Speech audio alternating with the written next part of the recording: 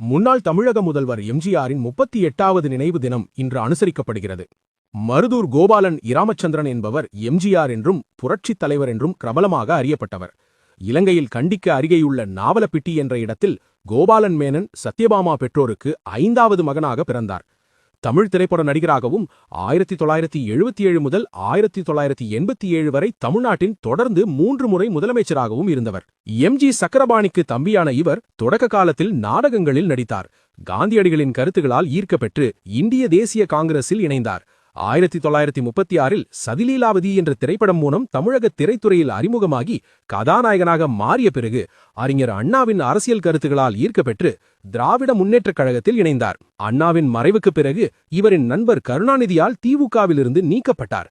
அதன்பின் அண்ணா திராவிட முன்னேற்றக் கழகம் என்ற அரசியல் கட்சியை தொடங்கி அதன் பொதுச் செயலாளராகி சட்டமன்ற தேர்தலில் நின்று தொடர்ந்து 3 முறை தமிழகத்தில் வெற்றி பெற்று முதலமைச்சரானார்.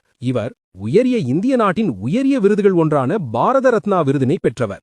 எம்ஜிஆர் ராஜாராணி என்ற பெயர்களுடைய 2 சிங்கங்களை வளர்த்தார். ராணி சிங்கம் இறந்துவிட ராஜா சிங்கமும் உடல் தளர்ந்திருந்தது. அது தனியாக இருக்க வேண்டாம் என வண்டலூர் உயிரிய பூங்காவிற்கு அளித்தார். நெடுநாட்கள் வாழ்ந்த ராஜா மறைந்தபோது அதன் உடலை தகுந்த ஆவணத்துடன் பெற்று பாடம் செய்து தன் தீநகர் வீட்டில் வைத்துக் கொண்டார். இவர் கடவுள் நம்பிக்கையற்ற நாத்திக கொள்கைகளை கடைபிடிக்கும் திராவிட கட்சியில் இருந்தபோதிலும் தமிழ்நாட்டில் பலர் இவரை கடவுள் போலவே போற்றினார்கள். 10 ஆண்டுகள் முதலமைச்சராக அவர் இருந்தபோது ஏழை மக்கள் மீது அவர் அதிக அக்கறை கொண்டிருந்தார். அவர்களுக்காக பல நலத்திட்டங்களை கொண்டு வந்தார். பசியிலும் வறுமையிலும் தான் வாடியது போல் பிள்ளைகள் பசியோடு இருக்கக்கூடாது என அவர் சத்துணவு திட்டத்தை அமல்படுத்தினார். இவர் கடந்த 1987 டிசம்பர் 24இல் இவ்வுலகை விட்டு மறைந்தார்.